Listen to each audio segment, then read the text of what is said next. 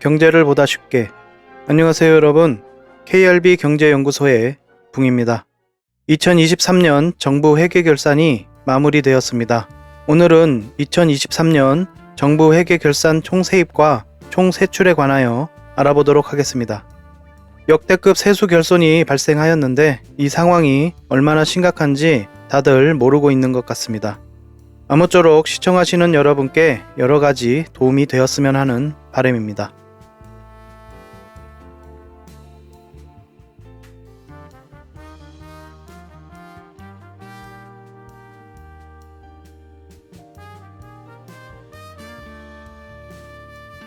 본 내용에 들어가기에 앞서 등장하는 여러 용어에 관하여 간단하게 알고 넘어가도록 하겠습니다.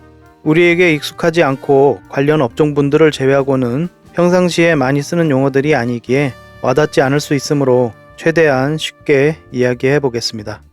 먼저 수입과 지출입니다. 수입과 지출은 따로 설명하지 않아도 아실 테지만 수입은 벌어들인 것이고 지출은 쓴 것입니다. 수입과 지출은 시간적인 개념이 없이 사실적으로 징수하고 수납, 지출하는 회계 행위를 말하는 것입니다. 그 다음 세입과 세출입니다. 세입과 세출은 일정 기간 내의 수입과 지출을 뜻하는 말입니다. 세입은 한 회계연도 내의 모든 수입을 말하며 회계연도 내 국가 또는 지방자치단체의 세출의 재원이 되는 모든 현금적 수입을 말합니다. 쉽게 말하면 회계연도는 2023년, 2024년과 같이 연 단위로 예산 책정과 기업이라면 재무제표 등 계산을 하는 1년 단위의 기간입니다. 한국은 예산회계법에 따라 매년 1월 1일 시작해서 같은 해 12월 31일 종료하도록 규정되어 있습니다. 세출의 재원이 된다는 이야기는 벌어들여야 쓸 수 있겠죠. 그러니 지출을 할 수 있는 주요 수입을 뜻하는 것입니다. 주된 재원은 국세 수입, 국채 등 수입, 재산 매각 수입, 사업 수입, 수수료 수입 등 다양하며 그중 국세 수입이 가장 큰 비중을 차지하고 있습니다. 세출은 한 회계연도 내의 모든 지출을 말하며 회계연도 내 국가 또는 지방자치단체의 목적을 수행하기 위한 일체의 지출을 말합니다. 국가가 국가로서 존재하기 위한 모든 지출이 되겠습니다. 주된 지출 내역으로는 공무원 급여, 재화 및 용역의 구입, 이자 및 보조금의 지급, 고정자산 취득, 국채의 상환 등 다양합니다. 세입과 세출은 기간 개념인 회계연도 단위로 파악되어 예산에 사용되고 수입과 지출은 기간적 개념 없이 현금의 입금과 지출을 하는 과정인 회계 행위입니다. 따라서 세입과 세출, 수입과 지출의 가장 큰 차이점은 기간의 개념이 있느냐 또는 없느냐의 차이가 되겠습니다. 참고로 지방자치단체의 세입과 세출에 관한 법령은 지방재정법에 적용을 받고 수입 지출에 관한 법령은 지방회계법에 적용을 받습니다. 다음은 일반회계와 특별회계 및 불용입니다. 일반회계는 일반적인 국가활동에 관계된 세입 세출을 모두 포함하는 회계입니다. 국가예산은 보통 일반회계 예산을 말하는 것입니다. 국가 고유의 기능 수행을 위한 필요한 예산으로 국가 존립과 유지를 위해 필요한 기본적 경비로 구성되고 국가 전체의 방위, 치안, 경제성장, 복지 향상 등 복합적인 목표를 동시에 달성하기 위한 여러 활동에 관계된 세입, 세출을 모두 포함하는 것이겠습니다. 특별회계는 특정 사업을 운영하거나 특정 세입을 바탕으로 특정 세출을 할 때 운영되는 회계입니다. 특정한 목적의 사업이라서 일반적인 세입 세출과 구분하는 것이며 정부의 기업적 활동, 공공사업을 위한 회계라고 할 수 있겠습니다. 지방자치단체를 예로 들면 도시철도, 광역교통, 상하수도사업, 집단에너지 공급 등이 특별회계에 들어갑니다. 다음은 불용입니다. 불용이란 예산의 불용, 즉 쓰지 않았다 또는 쓰지 못했다 이 정도로 쉽게 이야기할 수 있겠는데요. 어떤 여러 가지 까닭으로 지출되지 못한 예산을 말하며 다양한 원인의 불용이 발생합니다. 따라서 국가의 불용은 여러 가지 원인이 있고 이 원인의 파악이 중요하다고 할 수 있습니다. 국가의 수입은 대부분이 국세 수입이므로 수입도 중요하지만 지출과 함께 왜 불용이 발생했는가, 이것도 중요하다고 하겠습니다. 불용은 예산 현액에서 총 세출과 2월 금액을 빼서 계산합니다. 불용률은 예산 현액 대비 불용액의 비율을 말하는 것으로 예산 현액 중 어느 정도 비중의 불용이 발생했는지를 나타냅니다. 예산 현액은 예산액과 전년도 2월액 및 초과 지출 승인액을 모두 더한 것입니다.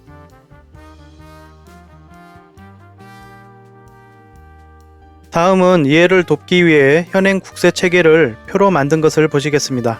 국세는 4가지로 나눌 수 있는데 내국세, 보유세, 목적세, 관세가 그것입니다.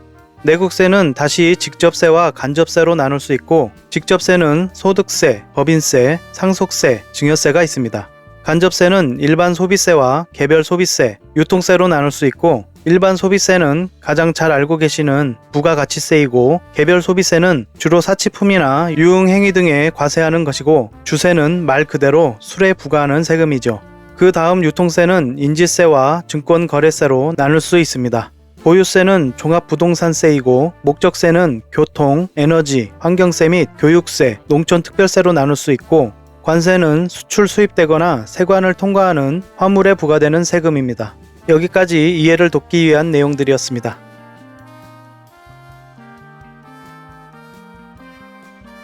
자, 그럼 본 내용인 2023년 회계연도 마감 결과를 보시겠습니다. 2023년 총 세입은 497조 원이고 총 세출은 490.4조로 세계 잉여금은 2.7조 원입니다. 총 세입은 국세 수입과 세외 수입을 더한 것이며 세계 잉여금은 결산상 잉여금에서 2월 금액을 뺀 것입니다. 그럼 좀 더 상세한 총 세입 현황을 보시겠습니다. 2023년도 총 세입 예산은 534조이고 실적은 497조 원으로 예산 대비 37조가 감소하였으며 2022년도 실적 573조 9천억 원 대비 77조가 감소하였습니다. 2023년 국세 수입은 344조 1천억 원이고 세외 수입은 152조 9천억 원입니다. 국세 수입 예산은 400조 5천억 원으로 예산 대비 실적은 344조 1천억 원이며 예산 대비 56조 4천억 원이 감소하였습니다.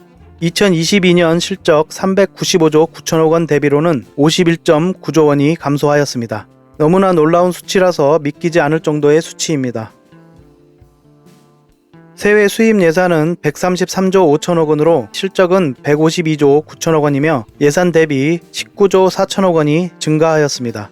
2022년 실적 178조 원 대비로는 25.1조 원이 감소하였습니다.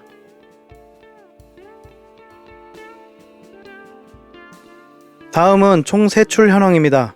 예산 현액. 아까 예산 현액은 예산과 전년 2월액 및 초과 지출 승인액을 더한 것이라고 했습니다. 이 예산 현액 540조 원에서 490조 4천억 원을 집행해서 당초 예산 현액보다 49조 5천억 원이 줄었습니다. 전년 실적 559조 7천억 원에 비해서는 무려 69.3조가 줄어들었습니다. 일반 회계 43조 2천억 원 감소, 전년 대비 79조 2천억 원이 감소이고 특별회계 6조 4천억 원 감소, 전년 대비 9조 8천억 원 증가입니다.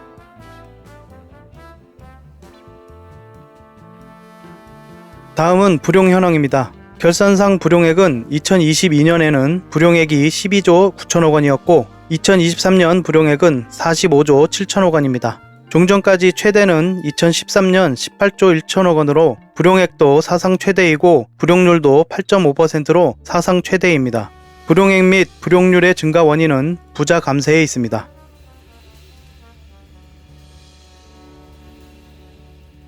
이번에 기재부에서는 사실상 불용이라는 개념을 들고 나왔습니다. 사실상 불용은 10조 8천억 원에 불과하고 예년과 비슷한 수준이라고 했는데요. 국세 수입이 줄어들면서 예산을 집행하지 못한 것에 대한 비판을 피하려 사실상 불용 개념을 주장한 것입니다.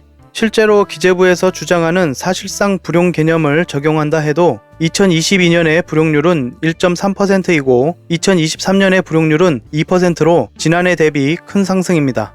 사실상 불용을 주장하면서 국세 수입과 연동되어 있는 지방교부세 감액 조정하고 회계기금 간 전출금 등 내부 거래를 제외하여 10조 8천억 원의 금액을 이야기하지만 중앙정부가 각종 기금과 회계에 보내는 전출금을 축소하거나 이자 상환을 유예할 경우 기금과 회계 사업 및 운용의 차질은 불가피한 것이고 지방교부세를 감액시키면 재정이 어려운 지방자치단체의 예산 집행이 힘들게 될 것은 불보듯 뻔한 일입니다. 52조 5천억 원의 초과 세수가 발생한 2022년에 사실상 불용 개념을 적용해서 불용률을 계산하여도 2022년보다 2023년의 불용률이 높으므로 사실상 불용 개념의 주장은 적절한 주장이 아님을 알 수 있습니다.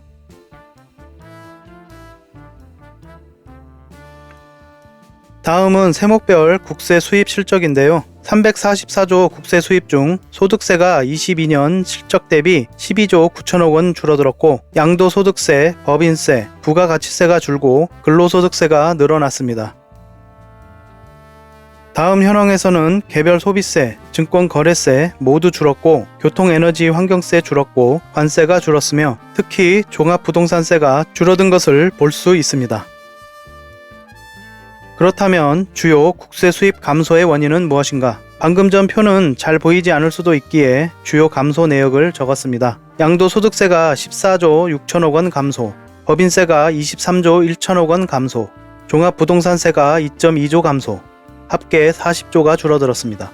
역대급 세수 결손 51조 9천억 원 중 40조가 양도소득세, 법인세, 종합부동산세입니다.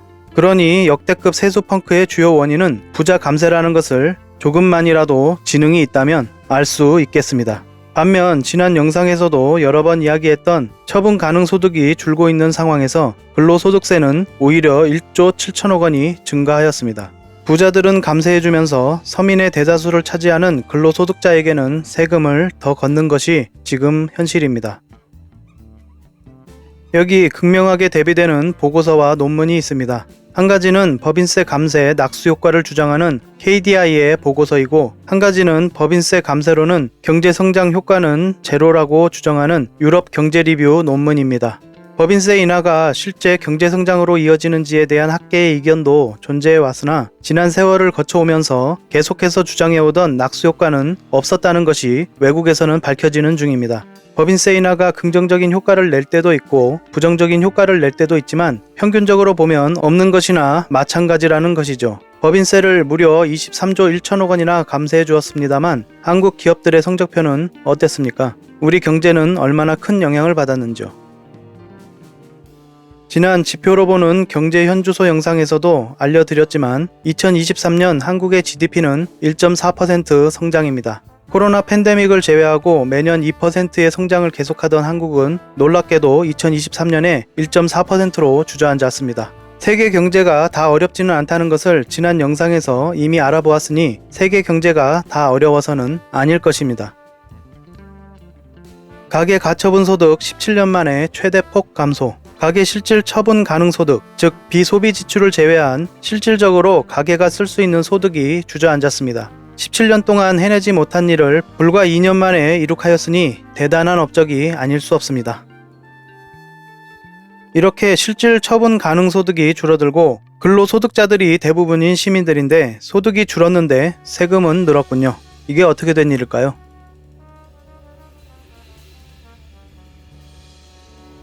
자, 국세 수익 감소가 역대급이라고 하는데 도대체 어느 정도의 수준인가? 얼마나 놀라운 수준이기에 역대급이라고 하는 것인가? 국세 증감액이 예년과 비교하여 마이너스가 된 것은 지난 30년간 총 6번이 있었습니다.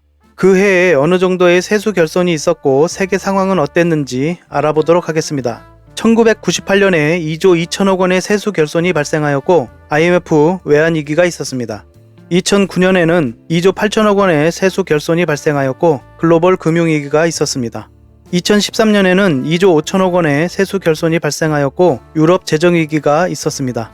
2019년에는 1천억 원의 세수 결손이 발생, 2020년에는 7조 9천억 원의 세수 결손이 발생하였고 코로나 팬데믹이 있었습니다. 마지막으로 6번째는 2023년에 51조 9천억 원의 세수 결손이 발생하였습니다. 2023년에는 어떤 일이 있었기에 이런 역대급 세수 결손이 발생하였을까요? 51조 9천억이라는 세수 결손이 얼마나 큰 일인지 알 수 있으실 것입니다. 금액도 어마어마하지만 대한민국 건국 이후 10조가 넘는 세수 결손은 단 한 번도 없었습니다.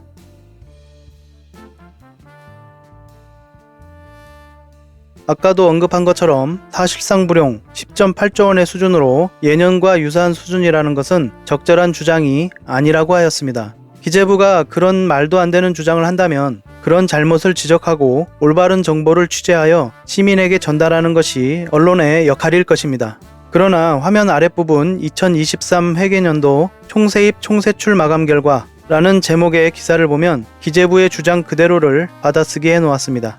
복사 붙여넣기가 그들의 유구한 전통이 되어버렸나 봅니다. 이렇듯 제 역할을 하는 언론이 이 나라에 존재하지 않아서 한국 시민들은 언론이 없는 환경에서 살고 있는 매우 불행한 사람들입니다. 시민들을 개돼지 취급하는 일에 더는 익숙해지지 말아야 할 것입니다. 아무리 능력이 뛰어난 사람이라도 사람 혼자서는 살 수 없다고 하였습니다. 웹툰에나 나오는 신과 같은 능력을 지니지 않는 이상 사람은 사회 속에서 여러 사람에게 영향을 주고받으며 살아갑니다. 그것은 재벌과 부자도 마찬가지입니다. 자신들의 능력이 뛰어나서 수완을 발휘해서 오로지 자신들만의 능력으로 재산을 축적한 것이 아니라는 것입니다. 국가, 사회 등 시스템이 없는 곳에서는 어떤 돈도 벌 수 없고 부를 쌓을 수 없다는 이야기입니다. 비단 부자들 뿐만이 아니더라도 사회를 이루는 구성원 모두가 그 영향으로부터 자유로울 수는 없는 것입니다. 밖으로는 시민의 생명과 재산을 보호하기 위해 국방, 외교에 힘써야 하고 안으로는 치안과 복지에 힘써야 하는 것이 국가, 정부가 해야 할 일입니다. 사회 안전망을 구축하지 않는 국가는 머지않아 무너지게 됩니다. 그런 국가를 운영하기 위해 가장 필요한 것이 세금입니다. 그런 시스템이 없는 상황에서 소수의 힘으로 그런 시스템을 만들기 위해서는 막대한 비용을 지불해야 할 것입니다. 세금을 내는 것을 자랑스러워해야 하는 까닭입니다. 오늘날 잘못된 개념을 가지고 세금을 내지 않는 것을, 어떻게든 세금을 적게 내는 것을 자랑스러워하고 그것을 비법처럼 여기는 일부 몰지각한 사람들을 볼 수 있는데 그런 것이 바로 소탐대실의 전형적인 모습일 것입니다. 가진 자가 더 많이 부담해서 국가 및 사회 시스템을 유지하고 발전시키는 것은 결국 그 혜택의 가장 큰 이익을 보는 사람이 가진 자이기 때문입니다. 그 안전망 속에서 소비자가 소비를 하고 그 이윤을 다시 가진 자가 거두게 되는 것입니다. 부자 감세를 해서 복지가 사라지고 사회 공동체 시스템이 없어지고 사회 안전망이 무너져버린 사회에서 또 처분 가능 소득이 줄어들고 쓸 돈이 없어진 시민들로 이루어진 사회에서는 국멸만이 남을 뿐입니다. 서민들을 위한 것이라며 부자 감세를 하고 서민 증세를 하는 것은 국가와 사회를 망하게 만드는 지름길입니다. 그 진심을 포기하기를 바랍니다. 오늘은 2023년 정부 회계 결산 역대급 세수 결손 51.9조 원에 대해서 알아보았습니다. 영상 끝까지 시청해 주셔서 고맙습니다. 여러분이 영상을 보시고 좋으셨다면 주변에도 소개해 주셔서 많은 분이 함께 영상을 볼 수 있도록 해주시면 제작에 큰 힘이 될 것 같습니다. 여기까지 KRB 경제연구소의 붕이었습니다. 고맙습니다.